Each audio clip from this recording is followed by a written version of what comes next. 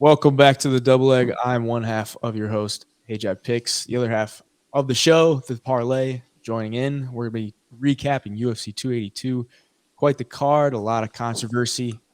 But to start it out for me, I went 8-3-1 on the picks we gave out here. I ended up switching my pick on Joaquin Buckley. So if you want to switch that, it'd be 9-2-1 for me.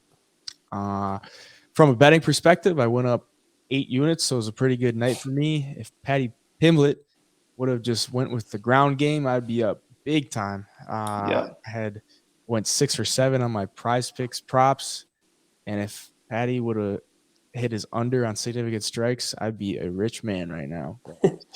I did not, or he did not. So how'd it go for you? Dude, super disappointing. I ended up positive on the night. It was a profitable night just a little bit. I was up 1.45 units on the night, but I start out the card, the prelims, 5-2. I hit Rosas sub. I hit Cameron Saaiman knockout. Dude, I was hitting all of these plays. I think I only lost the Silva fight and let's see, I guess the Daukas line. Mm-hmm. And so 5-2, I was setting up like 5.75 units or somewhere right around in there. And then I took 4 L's in a row. I really just wanted at least 1 or 2 of those next few fights to hit, and I would have had a really, really good night. But up until the prelims, Rosas got that sub, and it put me up, over 5 units going into the main card. I thought we were looking at a big night too, but I get snubbed by Darren Till, who I think was going to win the fight if it went to the decision, just from those last 2 rounds. And then who else? Let's see. Morono got starched in the third. Man, and he was winning on the judges' scorecard too. Yeah, 100%. He was like a minus 400 favorite in that last round until he got knocked out, and he had Ponzinibbio hurt as well. So it just, we get to Paddy, and I had a few 0.25 unit bets. I had Paddy 3rd round sub, and then I had Ankalaev by submission plus 850, I think, in that last fight. So those were just kind of 2 last bets of the card I was hoping to hit to make it a really, really good night, but all in all, I can't complain about a profitable day, even if it was just over a unit. So, yeah, it's better than losing. Yep, exactly. After last week, losing and to go back into the green, I'm feeling good about it. So, yep. But I could have been more in the green had Mr. Ankalaev gotten the win here. Blachowicz and Ankalaev ending in the draw. The judges only had to score 2 fights for this card.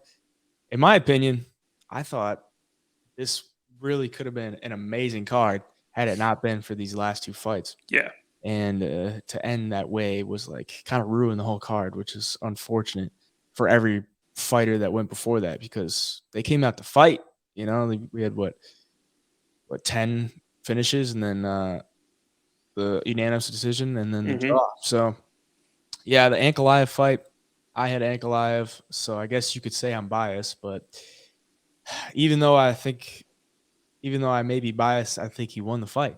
I thought, when I was live tweeting, I'd throw my score out after every round, just straight up.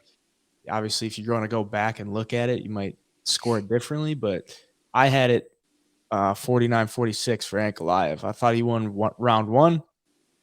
It was close, but I thought he won round 1. I thought he lost round 2.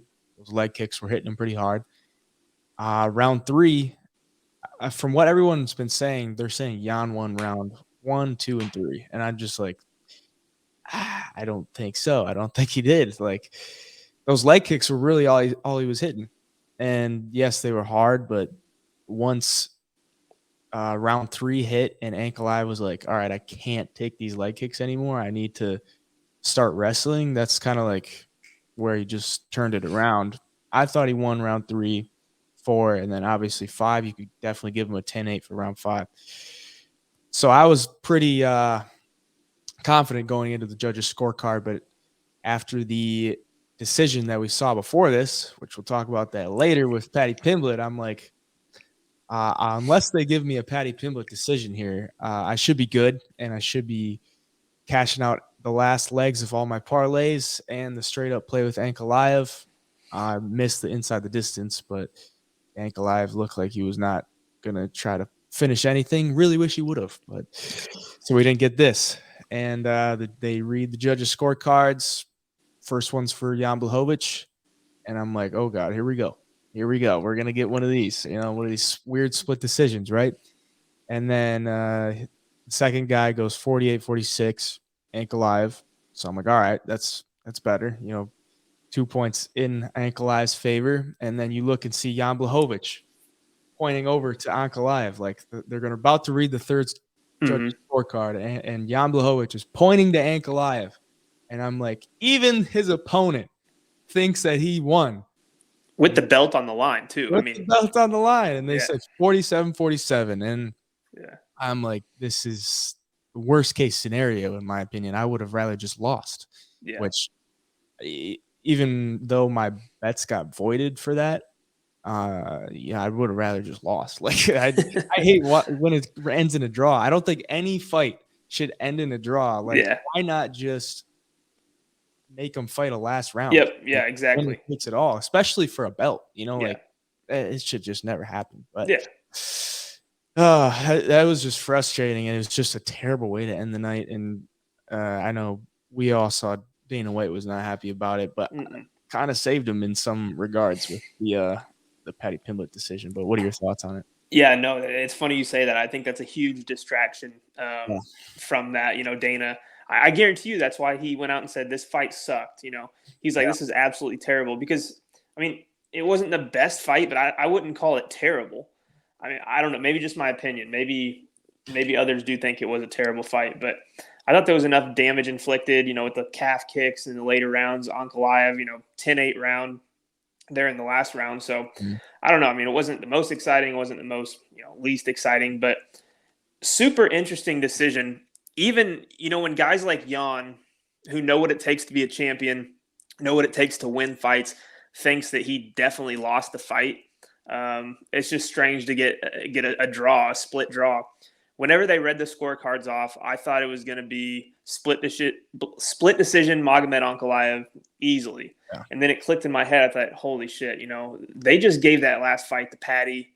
I'm not going to be surprised if they give it to Jan. And they said draw, and I was like, okay, that's better than robbing Ankalaev here, but still sucks because, I mean, now I figured they'd run a rematch back for the belt since this was for the vacant belt, but Dana said, F all that. We're going we're going Glover and Jamahal Hill at 283 in Brazil, which is going to be a cool fight. But, dude, just a weird end to the main card on those last two fights.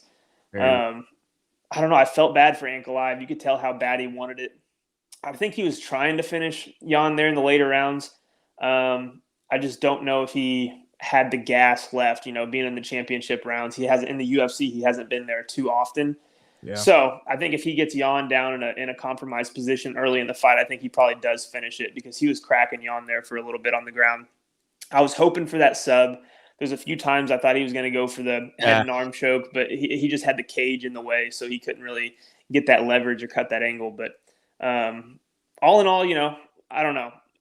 I'm glad it's a draw, other than Ankalaev getting screwed out of the belt there. But I am, I do feel for Ankalaev because, dude fought his ass off. He's beaten everybody who's been put in front of him in the UFC. And, if Dana's pissed about it, who knows when he gets that next title shot. Yeah, and for that one judge that ended it with a draw, had he not given Ankalaev a 10-8 in that fifth round, Jamahal, which would be the champ right now. So it's like, ooh, that would have been pretty rough. As we said, the judges had to score 2 fights in this one, and both of them were very sketchy. It's the same judge from the Bellator main event. Yeah. Or was that one of the last few fights on the Bellator card where they gave the guy 50-45 and the other 2 judges had it 48-47 for the opposite guy? Like, that's a huge discrepancy between the judges. I mean, I don't know how somebody sees it 50-45 for one, and then the other 2 judges don't even think that guy won the fight. So, and hell, he gave the fucking fight to Jared Gordon too. So that's crazy. Yeah. There's I think it's Chris Lee. I don't quote me on it, but I think it's Chris Lee. That's the judge. And I watched that Bellator fight. I don't know if you did, but because I'm kind of like a Danny Sabatello fan. Yeah. And I'm biased, but I thought Danny may have won 48-47 because he had a lot of control time. Didn't do a ton of damage on the top. But at the same time, it wasn't like he was taking a ton of damage either. So I don't know. That was a close one, and they gave it to Stotts. I think it was 47-47 for two judges, and then one judge had it 50-45 for Sabatello. So Yeah. yeah, that was a weird one. Like it makes you think like who's more right? Is the guy that saw it 50-45 like just completely wrong, or is it more like those other two judges should have maybe given Sabatello more credit? I don't know. Yeah, I think it just shows though, man. Judging in MMA, like people are so far apart with what they're looking at. I think obviously the guy who scored the 50-45 for Sabatello and the guy who scored the fight for Paddy. I don't know. Maybe they're looking at control time a little bit more. Maybe they're looking at something. They're keening in on something different than the other judges. Yeah. I just think the judges are so, like on complete different pages. It's like they don't communicate before the fights, or like, hey, let's go over the criteria one more time before we get out there, so we don't mess anything up, and we're all on the same page here. Because, dude, we've seen this so many times this year. I mean, how many times do you get on TikTok after a pay-per-view or a fight night and you hear people talking about a robbery? I mean, it's every weekend now, and something's got to change because people are going to get pissed, especially when there's money on the line in these fights when people are betting on them. Yeah, and overall, just not a good look for the UFC. Even though the UFC has to like choose who the judges are or anything. Yeah, like still not a good look for the UFC considering all the betting scandals that are going on right now. And I guess leads us into the co-main event here with Mr. Paddy Pimblett getting the win, and obviously the UFC probably wants him to win. Yeah, and. Yeah, it's just I'll let you start this one because I was just absolutely blown away. Even though I had money on Pimblett, like I had a couple parlays with Pimblett in it. I had Pimblett by third round finish. So, once the third round ended, I was like, well, I don't have any live bets on this. I'm good. But, dude, I just don't. I've watched it over. I don't see a world where Paddy won that fight. I just don't. And, in the last round, I've seen people make the case for Paddy saying, oh, Jared Gordon just held him up against the fence. Jared Gordon didn't do anything with that control time. But, I mean, Paddy didn't do anything either. I mean, so what are we comparing it to? I mean, Paddy threw a couple of knees to the body, a couple of short little slaps to the side of the head. But, man, I mean, at the end of the day, are you going to weigh control time or are you going to weigh Paddy, just getting mauled up against the fence and not being able to move at all? So it's weird though. I mean, Jared Gordon was landing the bigger shots in some of the rounds, I believe. Paddy landed some good shots too, but overall, I don't know. You watch it back 100 times and you just can't figure out how they gave Jared Gordon that decision, Paddy Pimblett that decision. I'm pretty sure one of the judges had it 30-27 for Paddy. No, it was 29-28. Was it all across the board? Yeah. Okay. Right there. I'm thinking of a different fight. Okay, yeah. But still, for all three judges, I think that's the thing that shocks me the most is we didn't see a split decision in that fight. Yeah. I mean, if you're going to give it to Paddy, even a split decision, I'd be like, holy shit. But that just shows you these judges. I mean, nobody thought Jared Gordon won that fight. Are you kidding me? I mean, looking at it, no matter what you're looking at, significant strikes, control time, wrestling, I mean, Jared Gordon kind of checked all the boxes there. So, I don't know. Strange. Yeah, and then you look at all the media members, and they all have it scored for Jared Gordon. Yeah. I thought on the feet, Jared Gordon won most of the exchanges and obviously controlled the control time, and he had 6.5 minutes of control time and damn near matched him on significant strike numbers. It was weird though because it says 63 here, and I was live streaming on Twitch to just get my live reactions and everything, and I had Paddy under 45.5 significant strikes. So I was watching that number pretty tightly. And when the fight ended, it was at 47. And then like a minute later, it updated to 63. And it's like, I don't know how it jumps 16 significant strikes. Like it's usually really quick. The update's like really quick, and it updated really late. So I'm like, that's weird. It just looks weird.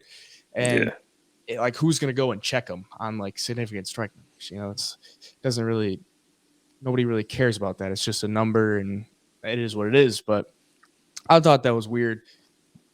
And overall, I was just so disappointed in the way that Paddy fought. Like it looked to me, with the way he walked out, the way he carried himself in the octagon, the way he ended the fight, it looked like he could have walked in that octagon, got punched in the face for 15 minutes, and he still would have won just based off of his name. Like it looked like there was no doubt in his mind he was going to win this fight, and it didn't even matter what he did. So it was just a weird thing because Paddy Pimblett's he's a grappler, man. Like you watched his stand up against Jared Gordon. He's getting pieced up. Like he's getting countered. And I don't know if it's just his hair bouncing when he gets hit, but it doesn't look good. And he gets cracked, he gets checked, he gets countered really easily. He's gonna get absolutely destroyed by one of these good lightweights. Like, not a good performance for Paddy Pimblett. And then for him to, like, after the fight, basically not even concede that, like, he didn't fight good. Like, he's just saying, like, he definitely won the fight. And, like, all the Barstool people, Portnoy, Big Cat, were just playing into it and just trolling people about Paddy getting the decision and everything. Yeah. We're so pissed. I would say like 95% of, the MMA community was like, Pimblett shouldn't have won that. And I think the real loss here is that we're not going to get a good fade spot on Paddy Pimblett going into the next week, because if there was a fade spot, that was it. And it didn't happen. And whoever had that parlay with Jared Gordon to get how much was that? Like, for and I saw one that was 500 to pay 58 grand, and I saw another one that was like 500 to pay 30 something. So I would be irate. Irate. Yeah. One of those you gotta talk to FanDuel about and want to get that whole entire slip voided, because dude, that's just to lose that much money over a terrible decision like that. I mean, it's worse than a bad beat. I mean, I guess it probably is classified as a bad beat. That is a bad beat. I mean, god damn, man. Yeah, that's about as bad as it gets. But yeah, I will say one thing, Paddy. I think Paddy's in trouble as he climbs up the ladder. I really do, because like you touched on, man, that striking defense, he gets touched up, and this isn't the first time we've seen him get touched up either. Every single fight, he's getting hit hard, and we're talking about lower level MMA guys. Or UFC guys, when he first came into the UFC. But every fight he's been in so far, they've been able to find the chin. He leaves his chin up in the air. I mean, I don't know if it's because his hands are low or what's going on, but he gets rocked quite a bit. And he was talking trash to Ilia Topuria. He would take his head off. We saw what he did to Bryce Mitchell on the feet. And even though, not really the same weight class, Ilia would have to move up to 155, but my money would be all over Ilia Topuria in that fight. Yeah. Jalen Turner, if that fight's ever going to happen. I mean, there's so many guys that I think have their way with Paddy. And even, Paddy, known as a grappler, he's a good grappler, but is he an outstanding grappler? We haven't seen him against these higher level guys. I mean, last night he was in situations with Jared Gordon where Jared Gordon was clearly the stronger and better wrestler, and Paddy had no answer for anything. So I don't know, man. I know he's a big figure in the UFC. He's a big star because he's talked his way up there. He's a good fighter. Don't get me wrong. He's not a bum or anything, but I just think some of these guys at the top of that division are absolute killers. So yeah, I guess we'll have to see going forward. I see people saying Paddy's going to be the champ one day, and I'm guessing that's just people from Liverpool because they're big fans, because there is no way after last night that I see Paddy Pimblett being a champ at 155 anytime soon. No, not at all. And he looked like the bigger guy in there too. And it's like, how do you look like the bigger guy? You're supposed to be, a good ground player, like a good guy on the mat, and you just don't even want to go there. It just doesn't make sense, man. Yeah. So frustrating. But we'll go to Ponzinibbio and Morono. We were both on Morono here. I did have Ponzinibbio over 64.5 significant strikes, and he just barely got there. So I was pretty happy about that one. But Morono getting starched in the third. Looked pretty good. Taking the fight on short notice. What do you got on this one? I don't know. I don't know if that played into his chin there at the end. He's a little bit more tired, breathing with his mouth open and just got clipped. But, dude, Morono, he's the most strange fighter to watch fight at times because you look in there in the octagon, for being that weight class, his belly was a little bit hanging over his shorts there. Yeah. Doesn't look like he's in shape. Doesn't look that athletic, but he can find the chin. I mean, he was cracking Ponzinibbio at times. Slick defense at times too.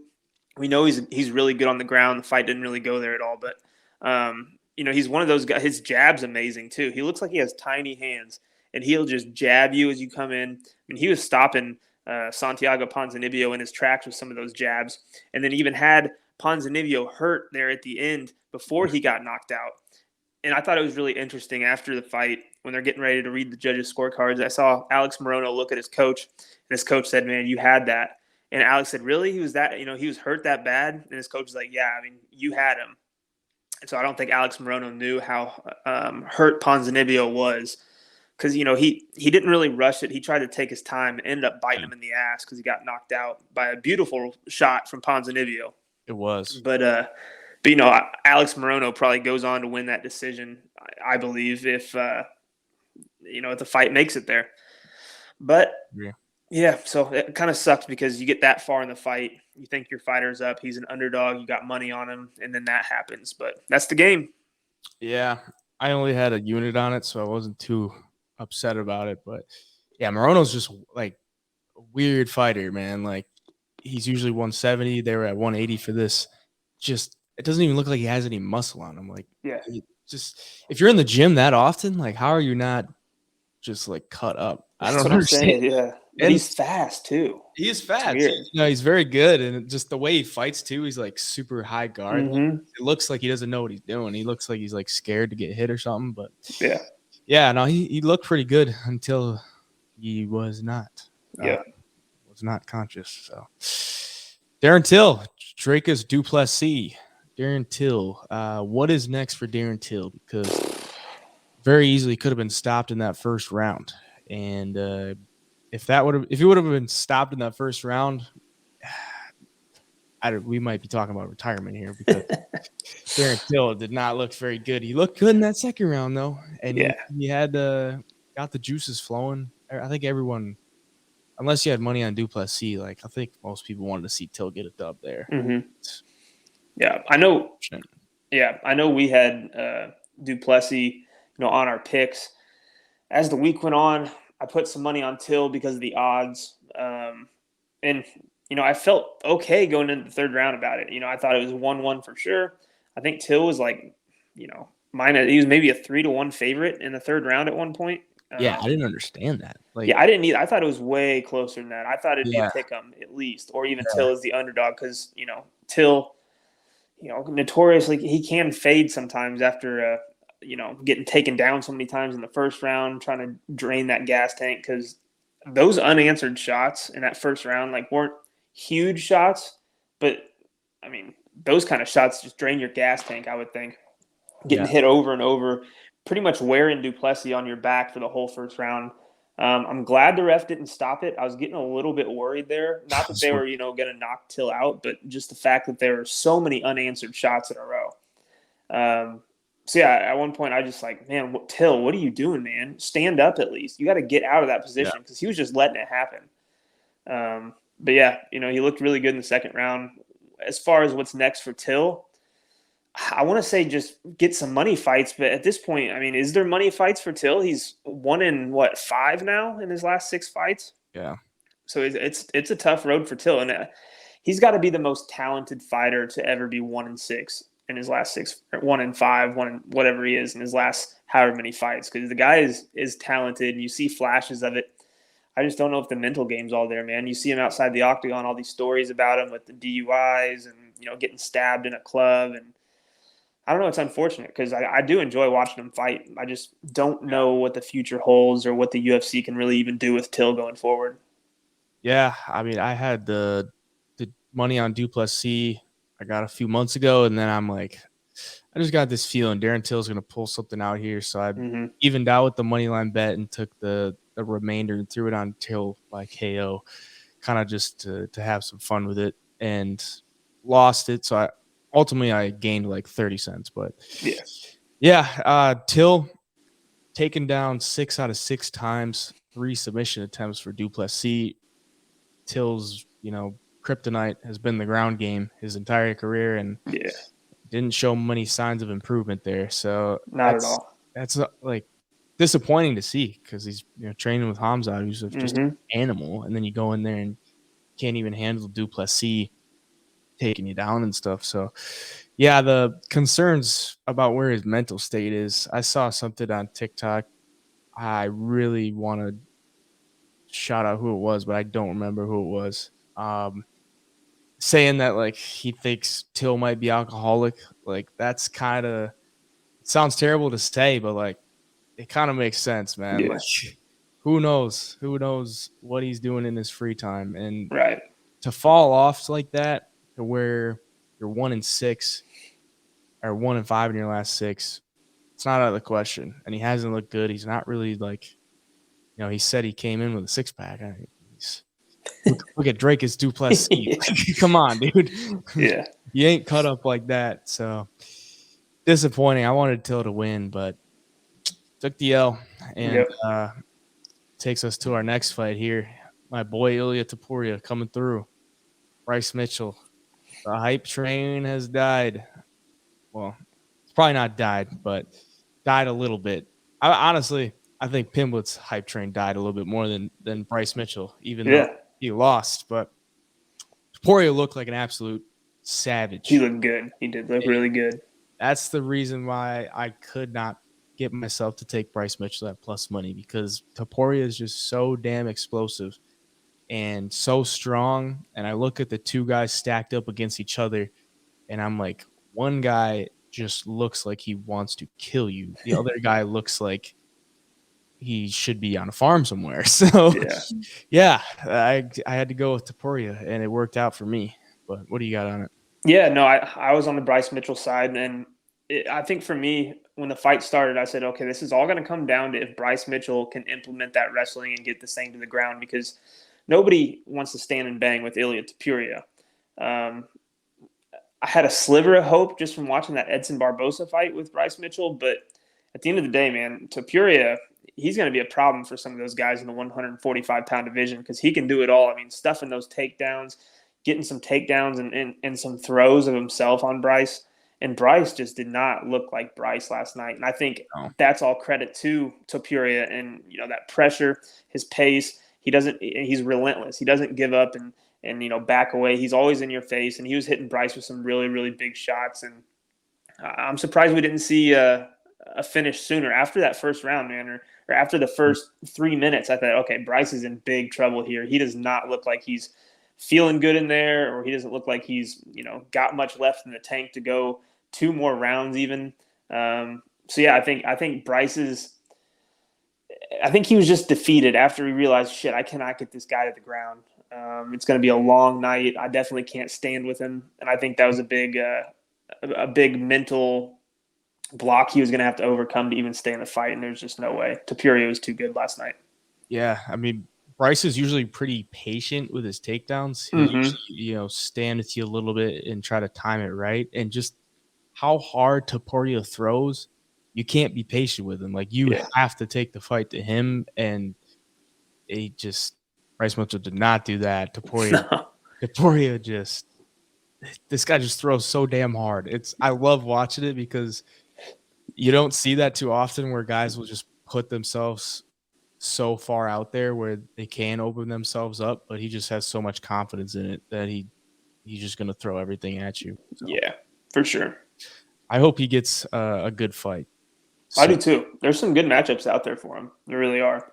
Love watching him. So Rosas Jr., the 18-year-old coming through. Jay Perrin went private on Twitter the morning of the fight. So that was a very, very bad sign. And at that point, I think he was defeated. And Rosas Jr. went in there and made light work of him. 2 minutes and 12 seconds of control time. The fight lasted 2 minutes and 44 seconds. So a total of 32 seconds. Jay Perrin was not in trouble, but he was always in trouble. And Jay Perrin's probably getting cut. And Rosas Jr.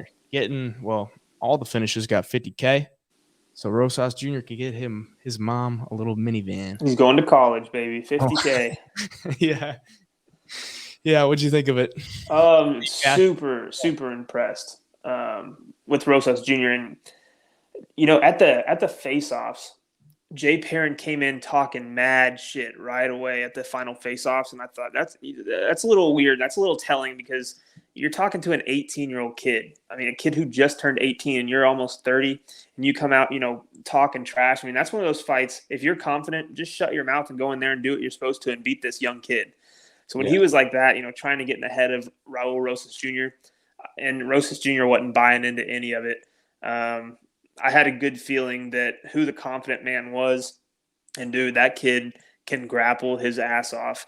And it's scary to think if he stays on this trajectory, what he could be like at 25 years old. I mean, that's 7 years away. You give him 7 more years of UFC experience and fighting UFC caliber guys, that grappling is going to be even better. And if he can form any kind of stand-up game, I mean, the sky's the limit for the kid. He was super impressive. I had that plus, I forget what the exact odds were.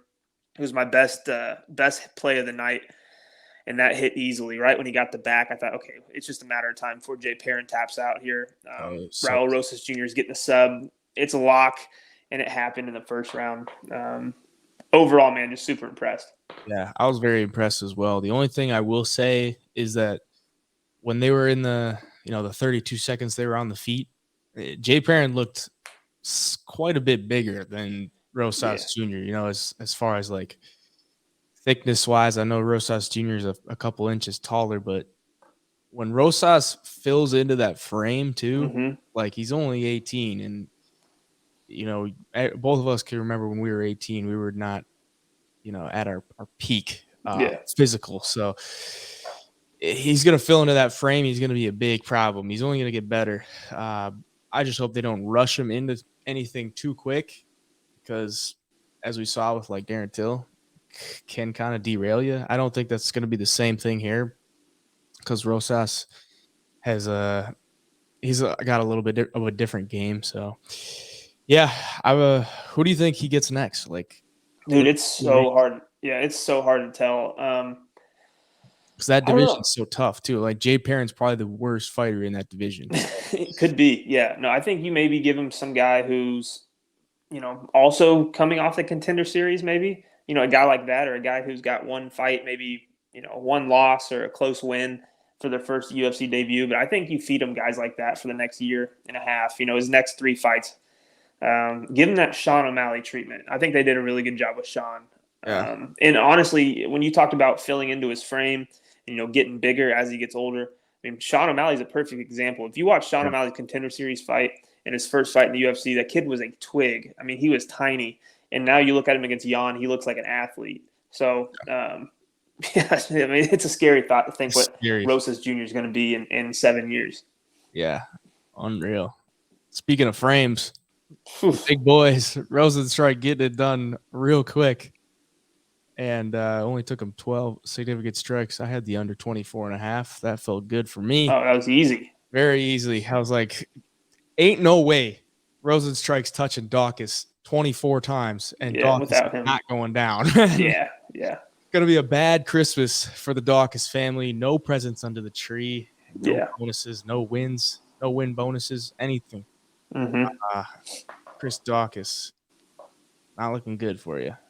No. And I made the big mistake of trying to get way too technical with breaking this fight down and looking at too much data and too many statistics and thinking, okay, Daukas could have better output. Jairzinho is going to sit back and look for those big shots. If he can't hit Daukas with them, Daukas could just steal this fight. And boy, was I wrong, man. That Jairzinho looks really, really good. I mean, he sat him down with a jab. And then when you hit somebody with a jab and you drop them, I mean, it's over. The next shot's probably going to put them out. If you hit them with a right hook or, a straight right down the pipe, probably going out. And Jairzinho is just a matter of time. It was a good win for him, but, I mean, at this point, the Daukas brothers, man, that's a tough couple of weeks for them. Yeah, I thought that same way. I was like, Rozenstruik's so low output. I thought maybe Daukas, if he fought smart enough, he could go in there and just outvolume him. But if you watch the fights with Lewis and Curtis Blades, like, he doesn't fight like that. He just doesn't fight like that. He just throws. He wants to be that heavyweight that throws. As you could tell by his frame, he wants to be a heavyweight, but he is not. I mean, is he better off at 205? I don't know. Like, I mean, his brother's not doing too well at 205, so yeah, it's not a good sign. Yep, I agree. Shahbazyan getting it done in the second round. Honestly, I wasn't very impressed with his performance either. Even though he got the win pretty easily, he looked okay, but he was a minus 330 favorite somewhere around there, and he did cash my bet inside the distance. I know you had him by TKO. Yeah, plus 115. So cash both our bets, but I'm still not that impressed. I mean, Dolce's not very good, and he got the job done, but pretty shitty competition. Is Dolce the most jacked fighter on the UFC roster? I mean, that dude, it kind of scared me a little bit coming into the fight. I thought, shit, do I have the wrong guy by KO here? I mean, everybody knows he's jacked, but dude, last night he looked like a monster in there. And I thought, if he connects with one of those wild right hands, this bet is toast. If he just needed to hit him one time, and he couldn't really do it. But yeah, like you said, man, Shahbazyan wasn't that impressive. Fighting a guy like Dolce, you got to touch him, and I think it should have ended in the first round. You know, if Shahbazyan was all that he was cracked up to be, I know he needed to get back in the win column, but I don't know. I thought it'd end a lot sooner than that. As the fight went on, I thought, shit, we're going to get another decision here. Luckily, he put him away, but like you said, man, just not overly impressed with him at all. Yeah. The thing about Dolce is those legs, man. Like, he has no fat on those legs. They're all muscle, and you can see every muscle move whenever he takes a step. It's intimidating, but like, he's still not a good fighter. Yeah. At the end of the day, he looks like he would just destroy you, which he probably would, but goes up against these UFC guys, and they have their way with him. And I still would not, if I was one of these guys, I still wouldn't want to step in the cage with him. He just looks so damn scary. The only people I saw back in Dolce online was the people that say, "Oh, my cousin's brother trains with him or used to train with him, dude. He's a beast." And that's the only people I saw that were backing him for this fight. So that was a pretty telling sign. Well, we were both on the dog here. Chris Curtis, sir. The action man, coming through and cashing our bets. I also had Joaquin Buckley over 40.5 significant strikes. Cash that as well. So this was a good fight for me, betting wise. Decent fight. I think as far as watching, Chris Curtis is super hittable. That's why I took Buckley's over strikes, and Buckley's historically pretty low output, but he came out swinging. He did. Curtis just shells up and takes it, so it's like you can land on him pretty easily. Hermanson kind of showed that for 3 rounds. Curtis just getting information and lands the shot after catching the kick. And Buckley was wide open, lands that left, shuts him off, gets to the ground. Curtis goes to the ground, kind of wakes Buckley back up, and then he has to put him back away. So that was a funny one, but I'm happy Curtis got the win. Yeah, for sure. Yeah, no, I think the thing with Curtis is, like you said, he's easily hittable, but he rolls with his punches pretty well. So it's hard to hit him clean and straight on and square, but he does get hit. He shells up a lot, and some of the shots were getting through from Buckley. And like you said, man, I was super impressed with Buckley's output, keeping that pace. Made me a little nervous about taking Chris Curtis's money line there, because he was definitely, had way more volume than Chris Curtis. I think Curtis almost fell into one point at that problem he had with Jack Hermanson. Couldn't get close enough to touch him. Couldn't really get any combinations off because Buckley was always throwing something. But man, dude, that shot he landed after he caught the leg was beautiful. Made me feel a lot better. I did not want to lose that one. I needed that underdog to cash. I was on a roll at that point. So, I was happy to see that. It was good cash to get.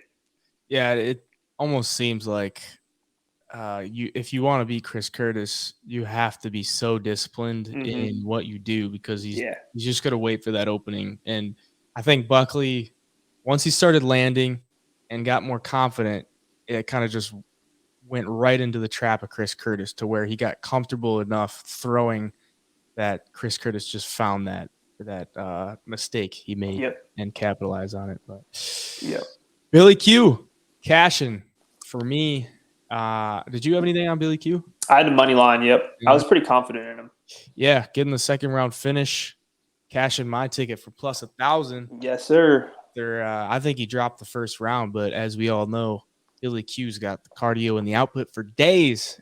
He comes back in the second round after that big cut above the eye and just goes full Billy Q mode, taking Hernandez out with 30 seconds left in the second round.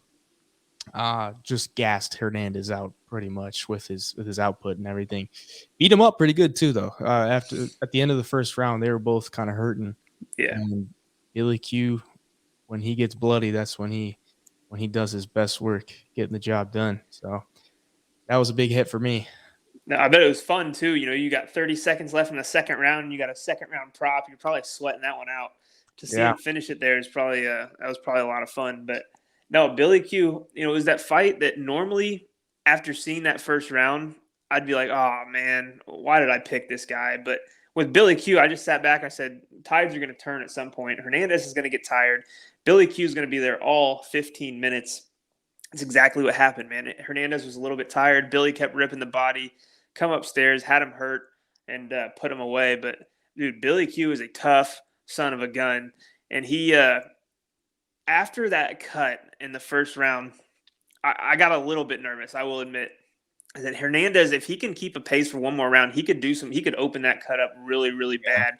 And we could see a doctor stoppage here because Hernandez hits hard. Luckily, we didn't see it. Billy Q, one of my favorite fighters to watch, just because he's always in a war.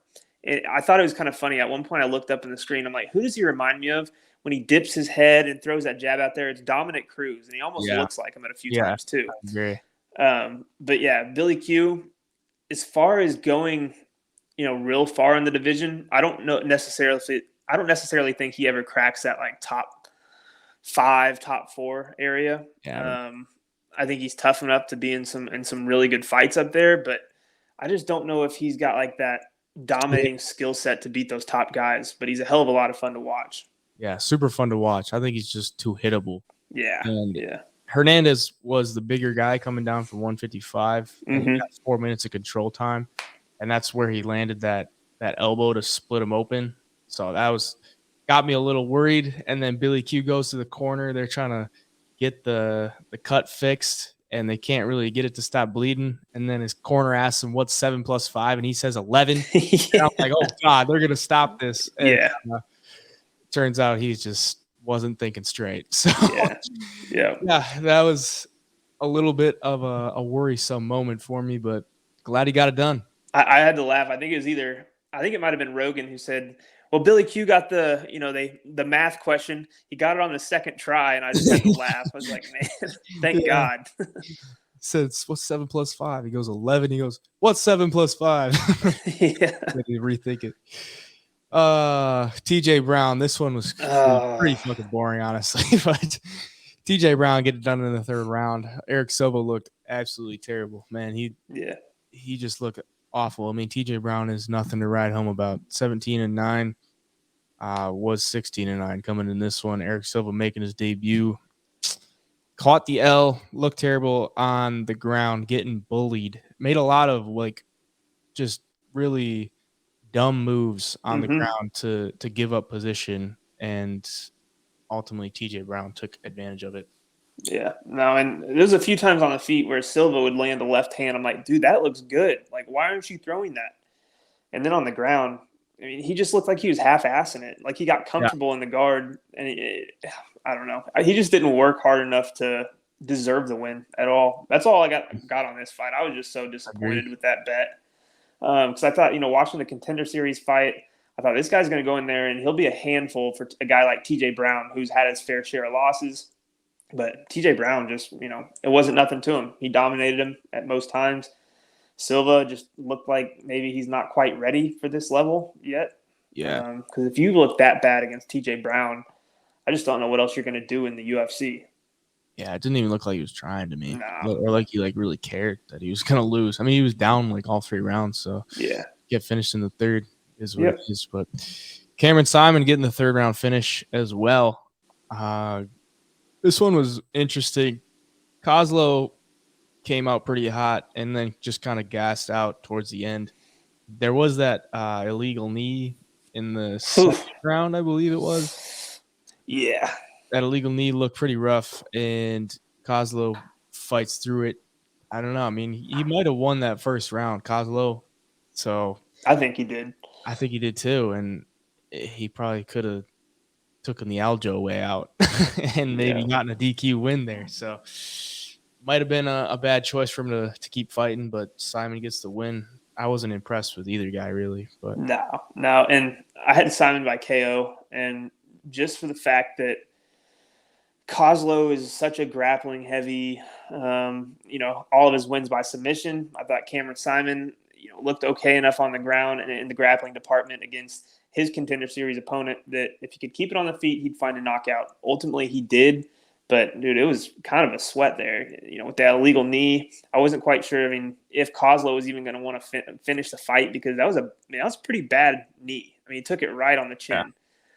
So I was a little nervous there. Ended up getting the TKO.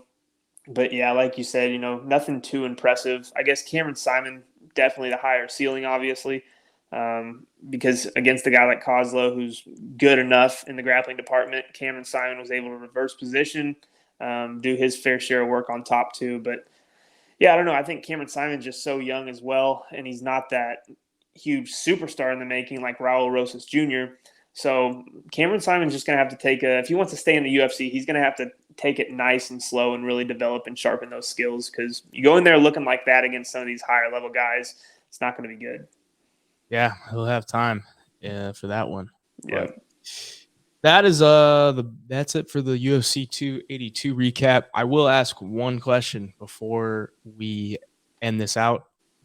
The vacant title shot is now UFC 283 in January. So next month, it's 5 weeks away. Glover and Jamahal Hill. What are your initial leans in that one? I'm glad that it's not. I don't know. I'm glad that Glover is going to get in there for another shot. I think he deserved another shot. So I'm glad if they are going to make it at 283 that at least he's in there.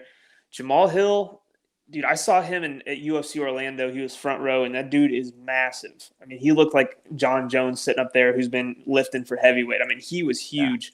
Yeah. I think it could be a fun fight. It just depends how much striking we get, or are we going to see Glover just shoot in for the takedown and try to do his thing on the ground? I think if Glover can drag it on to the later rounds and find a takedown, Jamahal Hill could be in a world of trouble. And I think on the feet, Glover could be in trouble because Jamahal Hill, like we've seen him do before, the knockout against Johnny Walker. I mean, the dude's got hands for sure. I think we'll see a finish in that one. I really do. Yeah. I think that'll be a little bit better than Ankalaev and Jan. But like I said, I'm just happy Glover's getting a shot. I hope he doesn't win the belt and retire, though, because then you're just holding up the division again. Yeah. Yeah. Yeah, I would have to agree with you. I think he gets it, or it gets finished. I don't think it goes all 5. Jamahal Hill is a game fighter. He's going to go for the finish at all times. I do think Jamahal Hill gets it done. Unfortunately for Glover, as much as I would like to see him win and maybe go out with a win and retire, as much as that would be shitty for the light heavyweight division for what he's had to go through as far as like getting there, and then everything that's happened as of recently, for him to just get a win and then step away, be good for Glover, but bad for the UFC.